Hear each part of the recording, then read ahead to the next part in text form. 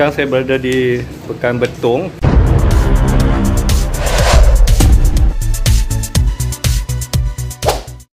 Okay, Assalamualaikum, selamat datang ke channel YouTube saya. Sekarang saya berada di Pekan Betong, Hotel Betong Resident.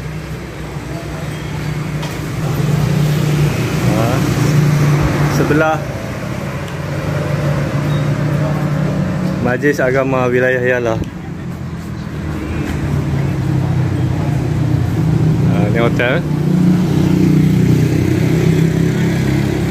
Tu jalan nak pergi ke border.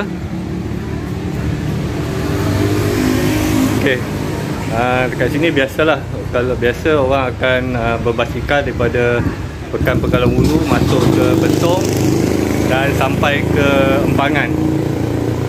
Memang jalan yang panjang tapi jalan dia cantik. So boleh cuba. Kalau yang mana berbasikal tu boleh cuba datang sini pula. Anda boleh bawa basikal, naik kereta dan parking di Pegalang Hulu di sebelah immigration. So dari situ anda boleh masuk dengan basikal lah. So untuk masuk basikal tak perlukan apa-apa dokumen, cuma cop pasport saja. Okey. So hari ni semalam hujan. Jadi saya tak dapat nak tunjuk video masuk ke Betong dengan basikal. So hari ni saya akan tunjukkan cara keluar. So boleh tengok lah Okay, enjoy.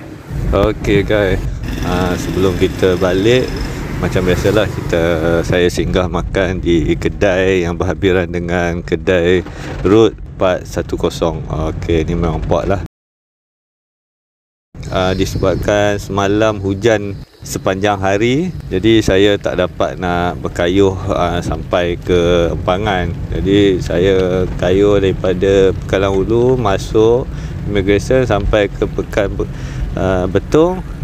Lepas tu hujan, lepas tu dah terbantuk dah program saya nak kayuh sampai ke Empangan. Jadi saya lepak-lepak je lah dekat Pekan Betong. So hari ni saya keluar lah.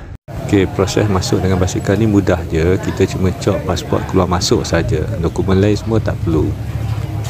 Video tak banyak. So next time kalau saya masuk lagi dengan basikal, saya akan kongsikan dengan anda.